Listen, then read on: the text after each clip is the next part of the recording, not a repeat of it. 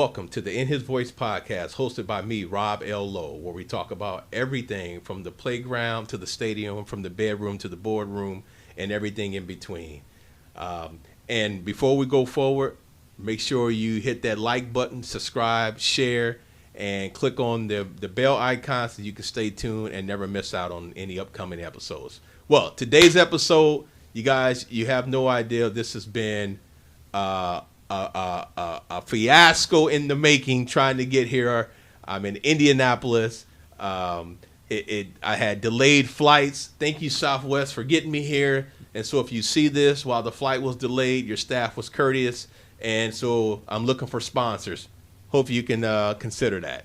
But it took a while to get here. We're in the middle of winter. It's cold outside. I'm actually shooting in my suite here at the hotel.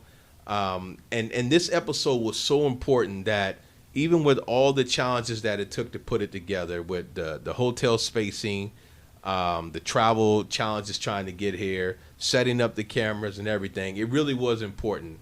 In season 1, I talked a lot about the challenges that happen to young men and even adults, whether personally or professionally. Between now and the end of season 1, and some of you may know my book came out, and as part of the journey, even with the book, I wanted to talk about some of the things that don't get talked about as relates to men, particularly men of color, but men in general. And a lot of that stems from childhood trauma that we experience. I personally experienced it. If you got the book, you read about it. But today's guest, for season 2, episode 1 of the In His Voice podcast, I had to bring on an expert, and I'm going to try to do more of that this season. And so today's guest is a good friend of mine. I met him when I was in grad school about 28 years ago. The dude was a class act then, and I knew he had something special. And so welcome to the show, Dr. Randal Horton. I'm going to let you describe your actual title and what you do, because I don't want to jack it up. And then we're going to have this show, man. So thank you for being patient, Dr. Horton. Welcome to the show. Hey, I appreciate it, sir. Thank you so much, and good to see you after such a long period of time. Man, it's been. Yep. So I'm a licensed clinical psychologist. As Rob mentioned, I got my doctorate degree at Indiana State University. Actually the first African-American male to do so in the school's history. So I made some history while I was down there. Yep. So it was actually a beautiful day that day. I got my degree because you've been through the experience, and they call you by your different schools. Yeah. And when they called for my program, people in my program to stand up, that year I was the only one that actually came back for graduation. So you know how huge Holman Center is. So when I stood up, there was just this black male standing up in that huge stadium, walking across the stage by myself, man, getting that's my doctorate. Yeah, on so many levels. It was an amazing experience that day, and all that went into making that happen, and then the ramifications of it has been just a wonderful experience. So so Dr. Horton, clinical psychologist, and practicing here in Indianapolis, Indiana. I do a variety of things. Part of my practice, I supervise direct care staff as they interact with the clients. So I will look over treatment plans and do verbal staffings with them. I also do evaluations for people who are looking to have bariatric surgery and people who have chronic pain conditions and are getting some type of implant in their body to help with pain management.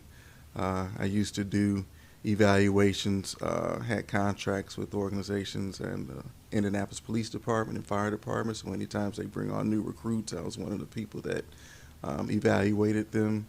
Or if they were in a shooting incident, sometimes I would do the debriefing with them in that scenario. Wow, dude. So I've had a varied experience as a psychologist, and something I'm pretty proud of. Okay, so man, before we get into the meat of today's show, this journey to become a psychologist, where did it start for you? Like, so walk me through just the thought process of when you knew you wanted to be one. And then I know I met you at Indiana State. You went to school before that at a couple other places, and you played some fraternity. Oh yeah, you know the fraternities. Kappa Alpha Psi Fraternity Listen, see, I had to say that because I'm trying to get listeners, so I had to let y'all know I got a noob on the that's right, on the that's podcast because I'm non-discriminatory against D9. But talk about this journey, man. How, what, why? Yeah, so interesting. I've always, liked interacting with people, listening. I view my interest in psychology as one of looking at personality and trying to fit pieces together, kind of an analytical approach, which is what psychology is. A lot of it is research. Most times people think of psychology or professional psychology as this older gentleman sitting in a chair next to somebody laying on a couch, right? But psychology is so diverse in so many other ways. But, listening to people, talking to people, I've always enjoyed just experiences, looking at different and diverse perspectives of life. So that was probably the internal drive. And then my mom one day, maybe when I was in 6th or 7th grade, said, a lot of people always like talking to you and sharing things they don't really share to other folks. And I said, yeah. But I didn't really give too much thought about it. But she said, there's a whole field called psychology where, people are these therapists and they talk to folks and kind of help them through problems. Or they help them, maybe they don't really have a specific problem, but they just kind of want to do better in their life. So, maybe something you want to have interest in. I said, I thought about it. So over time, it was between that, law, and then I was even interested in hair, like being a barber or a hairdresser, too. Dude, first of all, where are you from? Detroit, Michigan. Yeah. So that's like a hair capital of the world, You're really. from the Detroit. D. Yeah, from the D. You're a newt from the D. Yeah. So those are kind of the three things I was interested in. And then when I went to high school, we had a teacher that taught psychology. I went to actually a Jesuit high school. And so most of my teachers were priests from the Jesuit faith. And one of the priests was teaching psychology, and I really enjoyed that class. And it was kind of what my mother had talked about. So when I went to college, I majored in psychology. Went to Morehouse College, proud graduate of that, HBCU. And then, then I matriculated. Bro, you're killing me, man. The background is impeccable, man. Yeah. So then I matriculated to Indiana State, which was an interesting experience in itself because I went right from undergrad to a doctorate program in psychology, and most people go undergrad to a master's, then a doctorate. It was impossible. Yeah, it was only a few programs that did that, and it was almost a do or die scenario because at the time when I got admitted, they only had a doctorate degree you could get. They didn't have a master's. So if you didn't finish that doctorate, you would have spent 6 or 7 years and could have left with no piece of paper to show just your efforts. Some bad feelings. That's right. Yeah. So it was a lot of pressure to make it through that. About my third year in the program, they instituted a master's degree that you could get after 2 years of work, and you had to do some other things. So did they give you the master's? Did they retro back? They didn't. They didn't make it retroactive. Hold on, bro. Yeah. So you did all the work that a master's student got. You got the doctorate. Yeah. But they didn't give you credit for the master's. No master's. Listen. No. Indiana State. Okay. Yeah. So the class after me was the first class that they made it official to do that with the masters. Yeah. Get out of here. So it was crazy. So it was a do or die scenario to get through that experience. Yeah. Man, this conversation is a long time coming. I wrote this book, Randy, and in this book I talked about a lot of things that happened in my childhood. I talked about mental abuse. I talked about that my sister's experience. I talked about the exposure as a kid, things I shouldn't have seen, and then things that people asked me to do that shouldn't have been asked. Right? Not that I didn't do them, but they shouldn't have asked me as a kid and as a teenager. And then some of the unhealthy decisions I made around relationships and sex and things that affected me later in life, man, and not knowing boundaries, not knowing what's good versus bad, and affecting my ability to be happy, to be healthy mentally, to have healthy relationships, to even recognize boundaries. As I said, like, it was a long time coming. And it took me until the age of 41 or 42 before I got the guts or the courage or just the frustration to say I need to go see a therapist. Mm.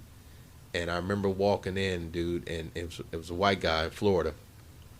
And I walked in, and, the first thing I said, I got a chip on my shoulder, right? I'm walking in, I said, look, man, I don't know how this is supposed to go, but, everybody keeps telling me I need to see a therapist, and, people ain't walked in my shoes, and, I got a chip on my shoulder because I'm trying to set the tone for this meeting. Mm-hmm. You're not about to analyze me, and you don't understand my life. The therapist looked at me, he said, first of all, thank you for coming. He said, what I will tell you is we can start anywhere you want to. Anywhere you want to start. Mm-hmm. And he said, if you don't want to start, that's okay too. He says, but for people to criticize you, he says, if they ain't walked a day in your damn shoes, they can't tell you your story. And when he said that, dude, I start crying.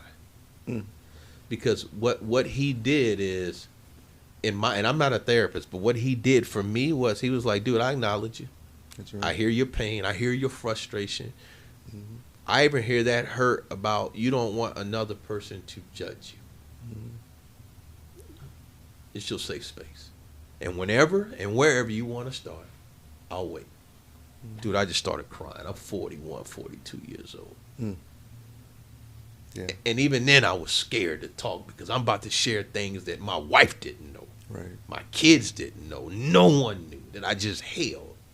Mm. And wondering why, when I went through my childhood, I had so much anger, so much resentment, so much hurt.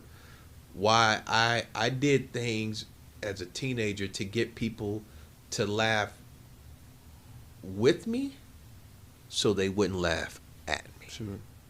Trying to hide every hurt, every insecurity, so many. And so I don't want to unpack mine, but I do want you to walk me through, man. Like, I know my story is not unique. I know you've seen this story a million times over. Yeah. What keeps men? What keeps families from getting help for young men? What keeps young men from asking for help?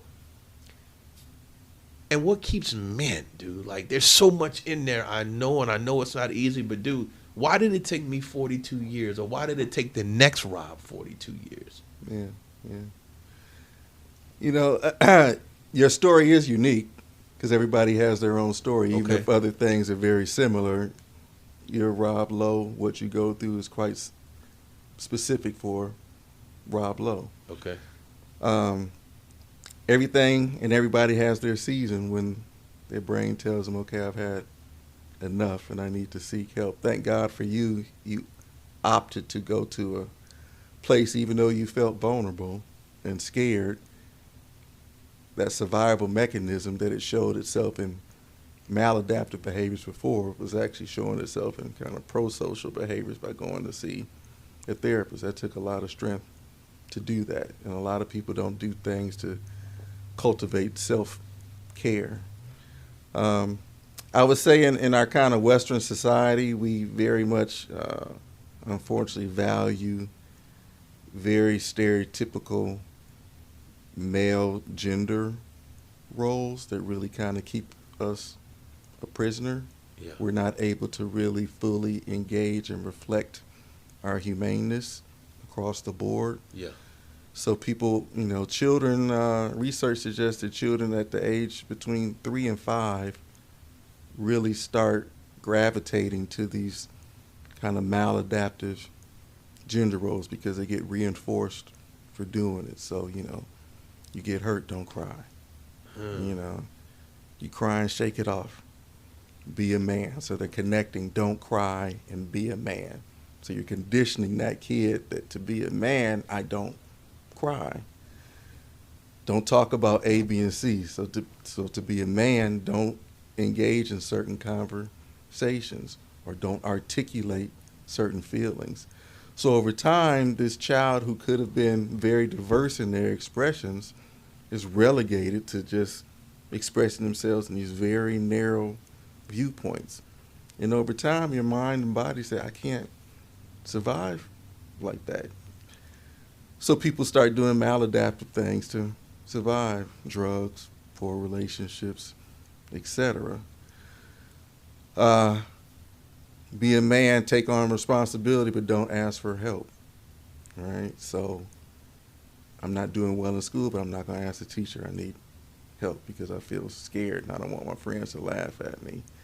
I don't know how to do A or B activity. I don't ask for help. I'm just going to try to do it on my own. So now you're isolating yourself and you're decreasing your ability, one, to deal with being vulnerable and still be able to ask for help. But you're also not learning the skill that it's okay to ask for help. That's how we grow and mature. So we start setting ourselves up for failure in the long term. And then that becomes generational because maybe we have a poor coping skills, but we're able to get with a mate. But then we start teaching our own children those same things, or they just observe us doing it. Most of our learning comes through observation and imitating somebody else's behavior. It's not really didactic where you're sitting in a classroom as learning. It's I'm watching somebody else do something, then I imitate and I start doing it. So if my dad doesn't talk a lot, doesn't verbalize certain emotions, I'm not really going to do it because I'm observing him and saying that's what malehood is supposed to be. So then I'm going to follow along suit. And then you get generation after generation after generation mimicking these behaviors. And then, it comes to a point where maybe something else, some extraneous event has to happen to force somebody to change what they're doing. Maybe there's been a blow up and the divorce happens and somebody says, man, I really got to start doing something different. So they go to therapy, or maybe they're talking to their pastor, or maybe they're just talking to some friends. So maybe slowly things start to change. But yeah, usually there's some event that causes a change to happen, where you just say, I got to do something different. But it may be not Rob at 15 making that change, it's Rob at 41 making that change. But thank God you did it and didn't get to 51 without the change. So, there's a lot of things when I'm talking to men, when I used to do direct care. One of the things I would educate them on is just we would have this feeling wheel. So it was a wheel with concave circles on it, and it may start off with just kind of basic emotions like angry, sad, etc. Then the next set ring of that, it would give more adjectives for different types of emotions, and the ring outside of that, more adjectives. So we'll look at the most basic emotions you could have to the most nuanced emotions that you have. So we would just start talking about what are different words you can use to express emotions, because a lot of times guys are just relegated to, like I say earlier, I'm happy or I'm sad or just basic stuff. But what about, can you say I feel vulnerable? Can you say I feel scared? Can you say I feel intimidated? Can you say I feel gleeful? Right? Can you say I feel irritated? All these other words that we have in the English language to express ourselves, and men a lot of times don't use them. Women are socialized a little bit differently, so that they are kind of conditioned more through practice to use more words to express themselves. But guys are more conditioned to use less words to express themselves. So if you're only limited to just, I'm sad and I'm mad, well, how does that come across? A lot of times then you're connecting sad or mad with a behavior or aggression, which the two really don't go together. But when I'm angry, then I'm aggressive. But if you had an opportunity to say, well, I feel irritated, I'm vulnerable, that sometimes can be a debriefing coping skill to let some of that emotional frustration out so it doesn't come across through physical aggression or some other type of maladaptive behavior. So a lot of times when I work with brothers, it's just kind of getting them to think about other words we can use to express themselves. That's a coping skill unto itself. I when I first went to the therapist, I've seen 3 different ones. And for those that haven't been through therapy, man, and again, you can chime in and correct me if I say something wrong. Therapy is not a magic pill. Nope. I remember going there the first couple of times, and he would give me books or excerpts from books and things to go read. I want you to read this, understand this. I want you to practice this. Mm-hmm. And in the movie, you know, they make it look like you go to a therapist and you're laying on the couch and your feet is propped up. Mm-hmm. And it's this very insightful conversation. They're asking you tough questions and, you know, but keep going. Let's explore that. My first couple sessions with the therapist wasn't like that.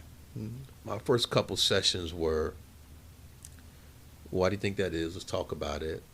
And I would change the subject, and he'd be like, okay. And then he'll let me go, and he'd be like, all right, we'll come back to that, right? But he wouldn't let me off the hook. Let me take that back. He wouldn't keep me on the hook. Mm-hmm. Like, I would find myself trying to get out of a conversation, and he'll let it go, mm-hmm. right? Okay. But I really didn't want to let it go. Like, and so I ended up going to see another therapist. And eventually, I went to see a psychiatrist, right?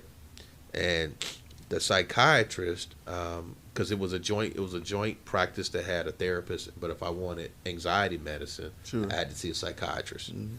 So she gave me some anxiety meds, and I told her, I said, Dr. Eba, I was like, this is what I'm feeling. This is what and she was like, look. She gave me a pill. She was like, let's talk about it. But this is why. She's like, yeah, okay. But this is why I feel. This is why this happened. She's like, at some point, you're going to have to stop pointing at everyone else. At some point, all the stuff that you're talking about, at some point, you're going to have to look at you. And it's as much as it stung, mm-hmm. I was like, that's what I wanted.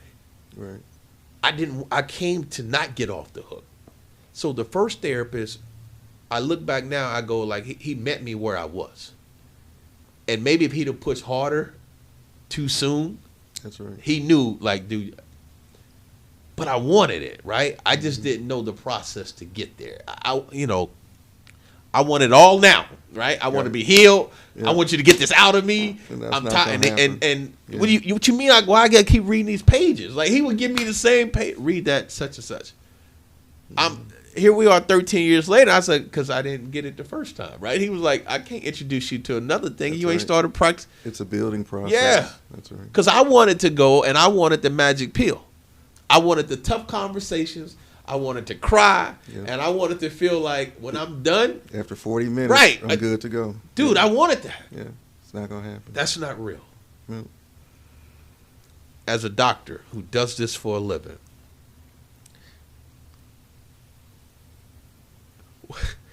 how do you know when you got a Rob Lowe in your office, right? How do you know, like, okay, this dude right here? How do you know?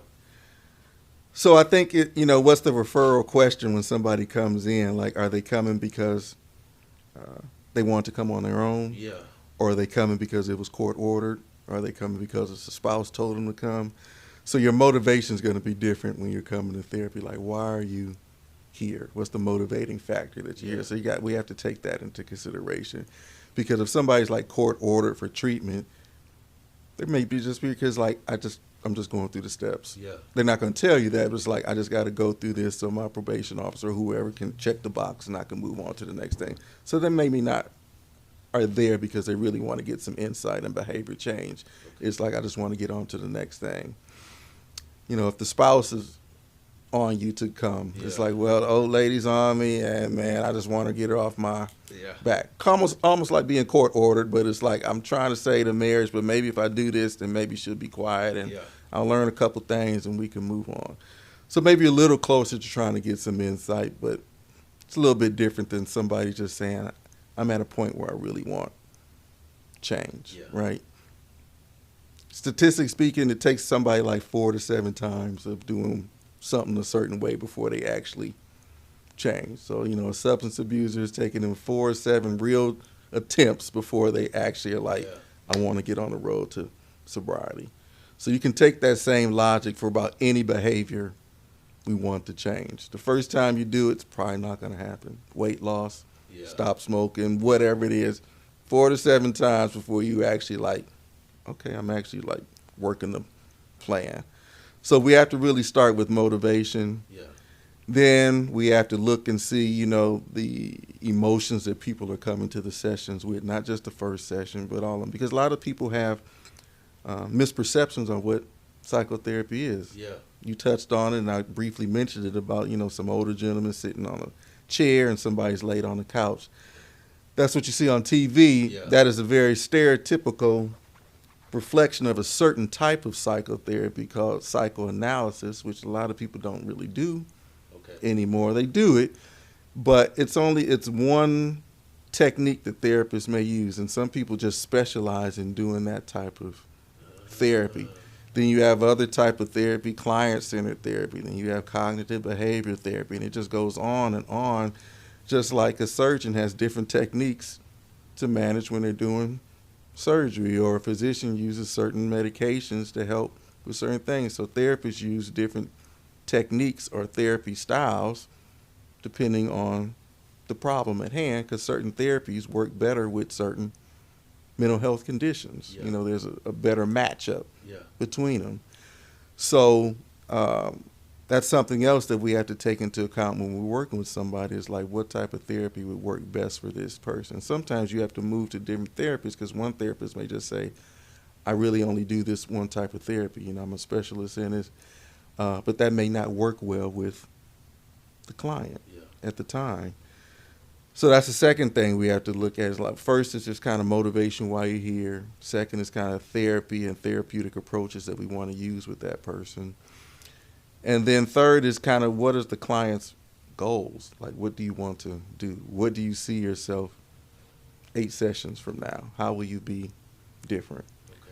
Okay.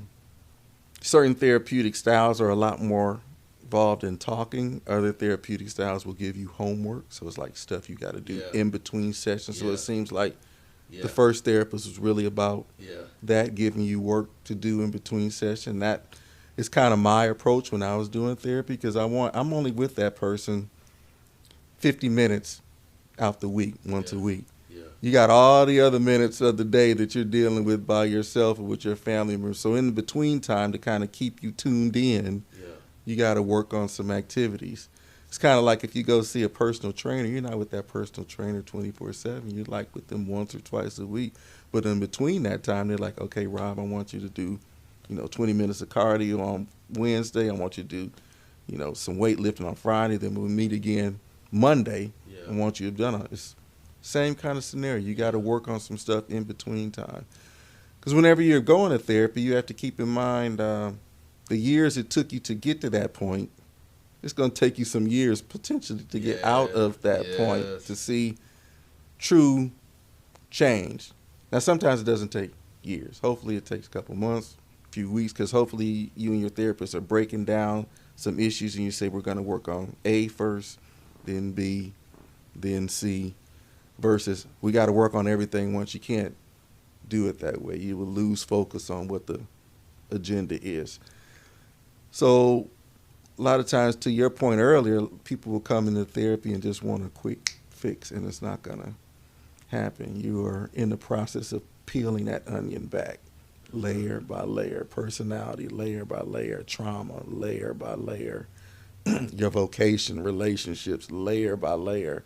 And we want to validate those things and have a basic understanding of them, because that is all what led up to you being you on this day and this time, because we are a summation of all of our experiences of our life. Every day we live, we are a summation of everything that's happened to us up to that point in time, Man, there's just so much to this stuff.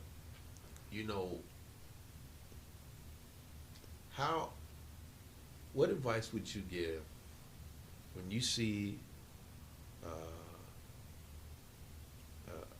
man who clearly has experienced some type of trauma, and it affects them and either their ability to cope with what's happening around them, have healthy relationships? Like, how do you, when you come across men, how do you help men? Maybe 2 parts. How do you help men find the courage it's crazy. Courage or mental fortitude in order to go get mental help. And then how do you help families who have young boys? Like, one of the things for us, man, as black families, you mentioned it a little bit, right? As men, we're conditioned: be tough, be strong, don't cry, don't do this, don't do that. But then the other thing, even within the black community, yeah, don't ask, don't tell, right? And so many of us have walked around scarred, Keeping those secrets. right? This the family secrets, the neighborhood secrets, whatever the secrets are. Because we're taught, like, yeah, you all right. You know, if you still living, you all right. Yeah. That's our thing. You can't do that. You all right. And no, we're not all right. We're not all right. The Walking Dead is the way I refer to them. Yeah, so how do you, for someone who's never walked into an office, man, what are the things you would say to them or their loved ones, be like, this is how you at least introduce them to the subject? Yeah. So once I kind of get an idea of what they mean by trauma, because it means different things to different people, I really need to kind of understand what they mean by trauma and what occurred to them. Stereotypically speaking, I could say that whether you're a child or an adult, sometimes when traumatic things happen, the first thing you think is, what did I do wrong? How did I contribute to that? And that's where the guilt of trauma comes in, because you think it was your fault, right? And most times, fault can be parceled out, but most times when trauma occurs, when you're talking about kind of physical, emotional, sexual abuse trauma, it's somebody that's in a higher position, i.e. adult, doing something to somebody that's technically a lower position, a child. So that adult is taking advantage of that child's innocence. So you as a child are supposed to be innocent and trustworthy of the adult. The adult is not supposed to take advantage of that and abuse you because of that. So it's not your fault. So that's the first thing. Again, taking in the concept and context of what that person's trauma was, the idea that you put too much blame on yourself. You put too much guilt on yourself. And sometimes as men, again, with those stereotypes of be strong, be a man, take on responsibility, accountability, we take on too much a proportion of that guilt. And guilt is a feeling of I did something wrong, but that can lead into shame, which is I'm a bad person. Like something is just inherently wrong with me. Why did that person sexually abuse me when it was 3 other people in the room? Maybe something wrong with me. So that's a whole different kind of conversation there, because that's deeper than guilt. Guilt is focused on the behavior. Shame is really focused on me as my whole entire entity as a person. So it's a deeper feeling of wrongness there. So you kind of have to tease those two things apart and then start backtracking on ways to better arm yourself of what trauma looks like currently in your life, how you're replaying certain things. So to your point of difficulty having relationships, that is probably one of the worst things that happens with trauma, is that because it's somebody that you typically knew or trusted, had a level of faith or comfort in, and they abuse that, it's hard for you then to trust other people, or you're skewed. You're either under trusting people or you're over trusting people. It's like you can't hit it in the middle there. So that's what causes people having problems in relationships. So somebody who may not have had trauma has a better vision of, those are some warning signs. I don't think I need to be around that person. But the person through trauma, that vision is skewed, so they aren't able to pick up maybe some of those warning signs, or they're too forgiving because of the warning signs. Like, this is the 4th time this lady or man has, slapped you around or cheated on you. So, well, they said they won't do it again, so I continue to trust them. It's a cost to pay to continue to do that.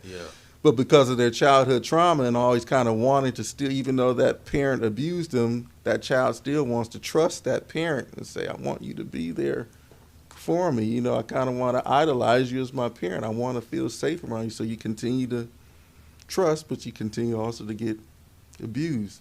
So that style of interacting with people really kind of never goes away. So Yeah. they bring it into their teenage and adult relationships, and then they find that they are continuously being abused again, or sometimes you mimic what the perpetrator does, so now you're abusing Yeah. people because you think, oh, that's the way you get your needs met, is to, emotionally manipulate, physically violate people, and that's normal. You It's know, not normal, but they've been skewed and scarred, and they think that's the normal way of doing things. it's I wish, by trade, my profession is human resources, HR executive. Mm-hmm. And there's many times I wish that companies that I work for had on-site therapists, Mm-hmm. because I could tell that many of the things that I saw leaders do Mm. was rooted in their inability to be able to understand the impact of it, Sure. or even process why they did it. Like, I saw the way many leaders led, the way that they talked, how they treated other people, and I go, man, that's a deeper issue right there. Mm-hmm. Like,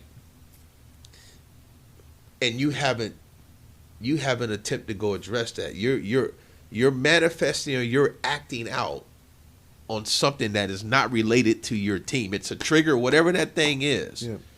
I see it. And unfortunately, other people have co-signed it. Mm-hmm. So now you still think it's okay to do It's it right to because do it. you've been rewarded for it. That's right. But I'm telling you, at a human level, man, that's not what is good for people, right? Mm-hmm. As I sit here and I talk to you, man, like I said, it isn't about me. But I think about how many people I know or I knew who could benefit from, 1 day, 2 days, 6 months, 6 years. There's no magic number, I know. But from your experience, for people that want to come on their own,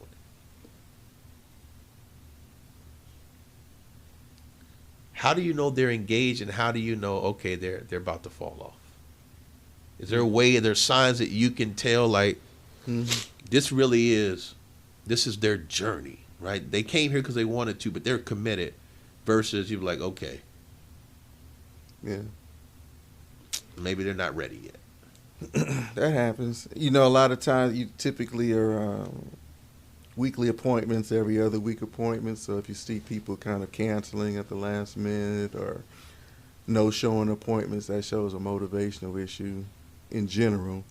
But you also have to keep in mind, what have we been talking about in therapy lately? Because maybe we're getting closer and closer to that sweet spot of Ooh. pure vulnerability, and they're like, I can't talk about it yet. So they're not going to verbalize that to me and say, Dr. Horton, I'm just not ready to talk about that yet. They just avoid coming to the office, right? So sometimes I have to reach out and say, hey, Mr. Smith, Miss Jones, I haven't seen you, or you missed the last 2 appointments. Give me a call, just checking in to see what's happening. Some people call back, some people don't. Most do call back because they're like, oh, you reached out to me and really noticed I wasn't there. Of course, I'm going to notice you're not there, but the human part of it, like, I matter. I'm not just a name on his sheet, 11 o'clock appointment, 12 o'clock appointment, etc. So then those times people, you can kind of get them wrapped back in. And then sometimes I ask them, I say, hey, lately you haven't been doing some of the homework we talked about, or, you've called at the last minute and canceled, or you've no-showed. What's happening? What's going on with that? And it may take a minute, but sometimes people eventually will just, I got other stuff going on. I'm frustrated. I'm angry. And I'm saying, well, this is the place to talk about. It's like, well, I know I didn't do this other homework, and I knew you get on me because I didn't do it. I was like, that was me, dude. That's true. I mean, it's part of being accountable. You say you wanted it. That's me trying to help them stay on task. Yeah. So sometimes you have to push hard with people, and sometimes you just kind of gentle push. Because if I just push you, your initial reaction is to tense up and stay stoic. But if I gently push you, sometimes people will fall to the side, right? And that's kind of what you want sometimes. It may take a little gentle push, and a lot of times people will appreciate it. again, kind of like I use an analogy, if you have a coach and you're exercising, sometimes it's like, come on, get it, man, one more to it. And, you know, you don't really want to hear it, but you know it's good for you to get that accountability, right? So it's the same thing in therapy. It's not to berate you or belittle you, but it's like, this is the goal that you said you want. I see you moving away from that. What's going on to trigger that? And then how can we get back on task with that? So really it's just having the conversation and identifying it. Don't let it go is what I would end up doing with the client. All right. The next couple questions will be interesting. Is it chilly in here to you? Because it got cold. I know you cut it down. Yeah, it's fine to me. Okay, he's good. No? The balance between religion and the science of therapy. And what I mean by that is I know people who be like, well, I don't need therapy because I got God, right? And I am a spiritual person. I truly believe that there is a higher being, a heavenly Father. I'm a spiritual person, and I do believe that God gives people gifts. And what I would tell people is like, who do you think gave the doctors the capacity to learn medicine? You know, it was God. So you don't think God created therapists? You don't think God gave people the ability to be able to understand, you know, the aspects of mental health? Right. So you know, I'm not asking you to talk about your religious beliefs, but have you experienced that? Have people come in and be like, well, yeah, I know they don't come because I only go to my pastor, right? And the pastor has never been trained in mental health, but they've been trained in anointing and spiritual growth. So how do you handle that? How do you have that conversation? Yeah, that's a great question and a very common one, I think, regardless of your culture. Yeah. But I know within African American culture, there seems to be some consternation about that, where brothers and sisters are kind of caught in between. So, you know, it's one of those things where pastors are kind of like the gatekeeper for healthcare treatment too. Their word carries a lot of weight, and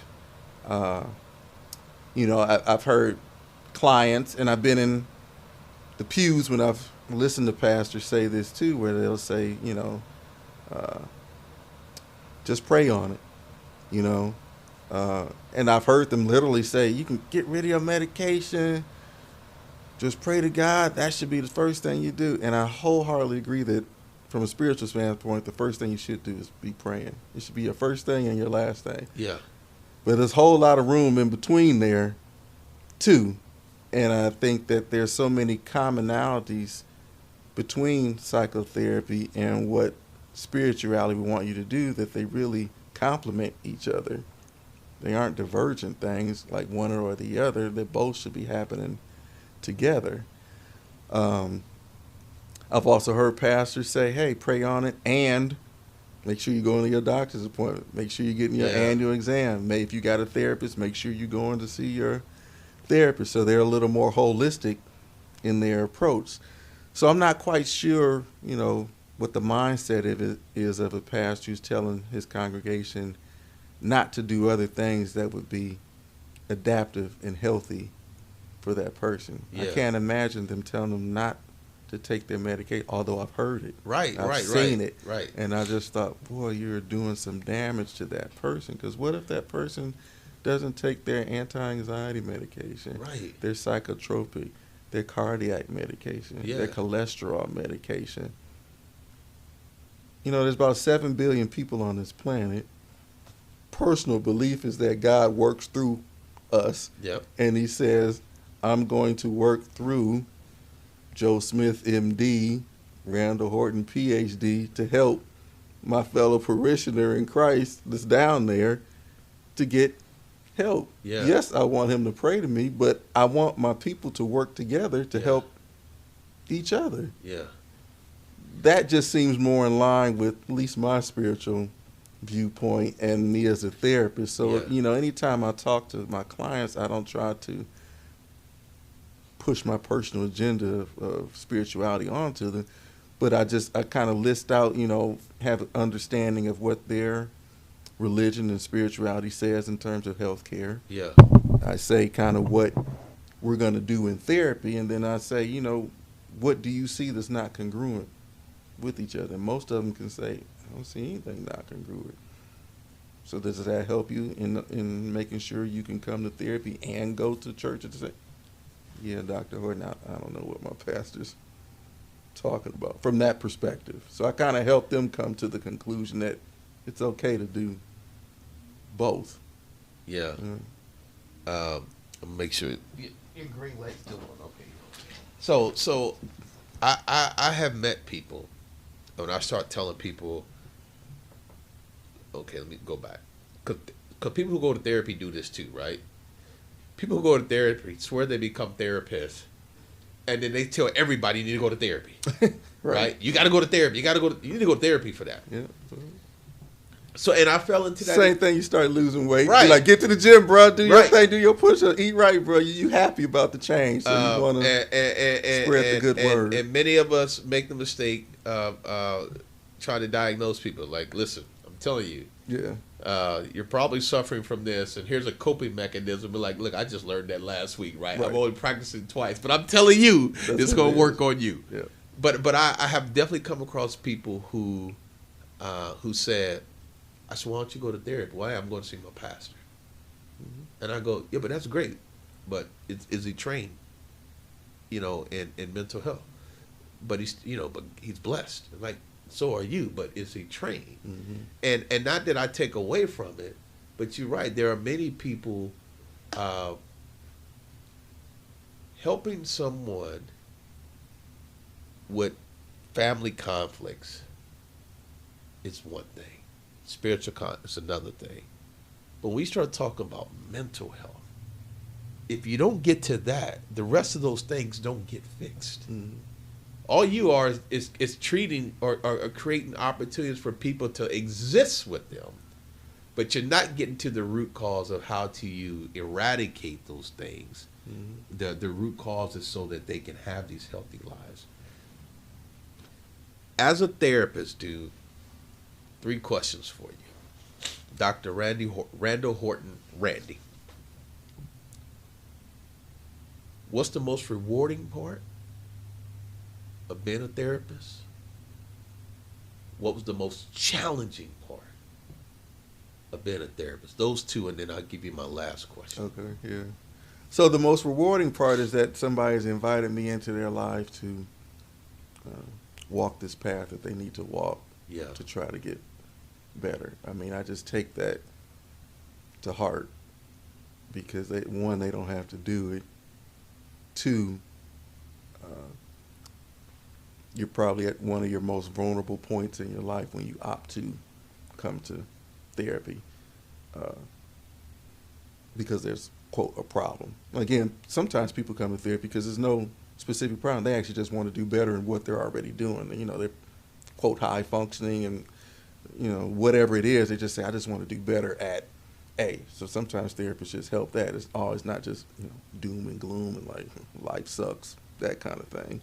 But so to be able to walk that path with that person and to see them from point A to get to point B to point C and see the fruition of the work that they put in is very rewarding for them. It's probably the most rewarding thing I can experience, right? Because I'm going through some of those trials and tribulations with them, not directly, but I'm holding their hand and they're holding my hand as we walk that path that's scary. Probably the most frustrating part is just patience, because sometimes as a therapist you may have a clear idea of where you think things need to go, and assuming the client wants to travel that path with you, but you can't go faster than what the client is or patient is willing to do. So learning how to step back and work at the client's pace is probably can be frustrating for me personally at times. I'm like, well, just do A, B, and C, and I can get you there. But sometimes I have to say, nope, it's not about me. I'm walking their path. They're not walking my path. So I have to make sure that I'm checking myself, because it's about them. It's not about me and us getting to that goal. It's about making sure they get to their goal. I said I had one last question. I got one before that one. Do therapists see therapists? Some do, and as I mentioned earlier, the idea of this psychoanalytic therapeutic approach. In order to do psychoanalysis, you also have to be in psychoanalysis yourself. It's probably the only one that requires that. Wow. Yeah. So all the other type of therapies that you do, it doesn't require that you are seeing a therapist requirement. But for your own self-care, a lot of therapists do see their own therapist because they're, for whatever reason, work-related stress just as being a therapist and what that takes on as being a caregiver. There's just a lot that goes into that. And then just, life issues that come up. It's like, man, I'm putting out this fire. I got my clients. I need time for me. Okay. I mean, I've gone to therapy myself just because I need time for me. I want to be on this side of the desk. I want to be in this chair. I don't want to be Dr. Horton. I just want to be Randy. And I want to be vulnerable sitting in that chair and let somebody else write out the treatment plan and this is what we're going to do and we're going to focus on this and how are you doing with this and opportunities to cry and laugh and all of that. I had therapy where I just told the therapist, I just need to cry. And after about 5 minutes, I just broke down and started, and he just, he sat there and he just let me do it because I just needed to do it. Stuff was building up. I just needed it to come out. Yeah. So, I mean, it's not required, but it's probably good that at some point therapists just have somebody else they can check in for their own self-care. My last question for you, as relates to the interview, when I was doing my book, when I was telling the stories about my childhood, and it took me 19 years to finish the book. I worked with 5 or 6 different authors to help me write it. Okay. Right? And finally, a young lady out of Tallahassee named Aisha Masonette helped me get this thing done. But every time I told a story, I relived the story in my mind. Like I felt it. Yeah. Like the story about losing my mom, the story about some of the things that happened with family, and some things that happened in corporate America, man. It just cut me like a knife, man. Like, because I was like, why would that happen to me? Right. Why? Like, what did I do on earth to deserve that type of treatment? My question for you is, if you could go back and talk to a young Dr. Randy Horton before he becomes you, if you can go talk to your teenage self, what would you tell him? That's a huge question. What would I tell myself? My young teenage self? Probably, you're probably stronger than what you think you are, and you have more, I'm kind of blanking on the word, grit or backbone than what you may perceive has. Sometimes you don't know what you can do until you have to deal with some stressors, right? Yeah. And sometimes you just don't know how you're going to react until you're in a pressure situation. Yeah. If somebody had told me what I had to go through to get my doctorate, would I have done it earlier? I said, no, I ain't strong enough to make that, man. Wow. I mean, in my head, I was like, to be a psychologist, I know I have to do it. But if God laid out in front of me and said, you're going to do it, but I'm going to show you beforehand the stuff you're going to have to go through to do it, I'd have said, yeah, don't put that on me, God. I don't really want to do it. You don't know until you just Dude, how many get years? in the mix. From the time you started till you got through all your clinicals and training and everything before you began? 7 years. 7 years. Yeah. 7 years. Okay. Yeah. And technically, the program was 5 years long. Right. But I blew my knee out playing basketball, so I technically lost a year. Had to get a job. Wow. But all the emotional pain and suffering with that, because I'm like, it was right in the middle of grad school, well, towards the end, when I had to start on my dissertation, my research project. And I'm sitting up, getting ready to have surgery on my knee. Then I ran out of money because I had spent up all my money for rent and all that. So I had to go get a job. So it just delayed me graduating. And then just, politics and being the only black male in the program, that came with a stress, racial stress. So that's in my book too. Yeah. So, yeah. I didn't ask earlier. We talked about what you do. Do you have private practice, or are you working for an organization? And if someone wanted to reach out to you, how would they get a hold of you? Because I want to make sure I put your contact if you're comfortable with it. Yeah, I don't have a private practice where I'm seeing patients. Okay. But I have kind of my own little referral list. So if somebody called and they were like, I'm looking for a black psychologist, I could help them. Okay. With that. Yeah, but I'm not taking on any clients per Okay. se, direct patients like that myself. What I do is the supervision work. I have contracts with other organizations to supervise their staff.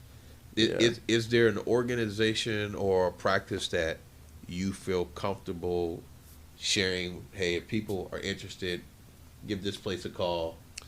Yeah, I could get you the actual email, but we have an Indiana Association of Black Psychologists. Okay.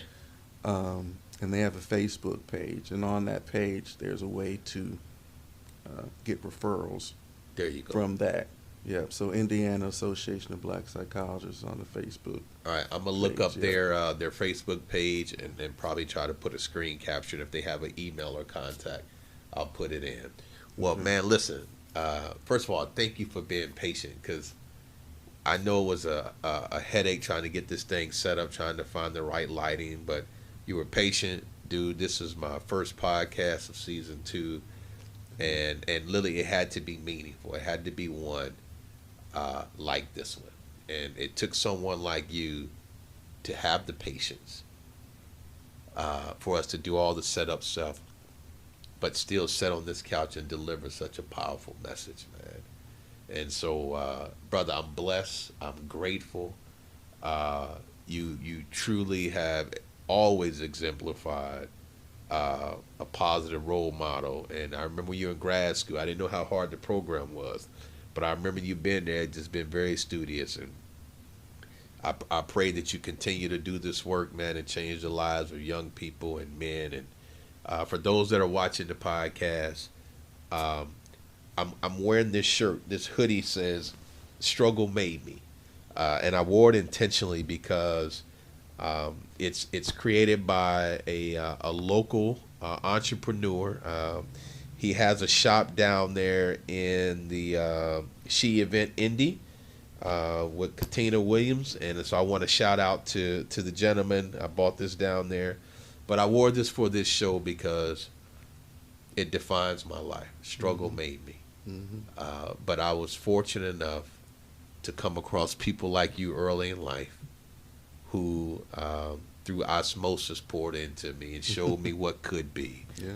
And then later in life, when I realized what you did for a profession, helped me to understand the power of therapy. And so I never told you that either, right? Oh, so, okay. Appreciate that. But everything happens for a reason. That's right. So, brother, thank you. It's Thank been a you. great episode. I appreciate having you. Excellent. And listen, make sure you like and subscribe, share the channel, and I hope you got something out of this. And I'll see you next time on the In His Voice podcast with me, Rob L. Lowe. See you.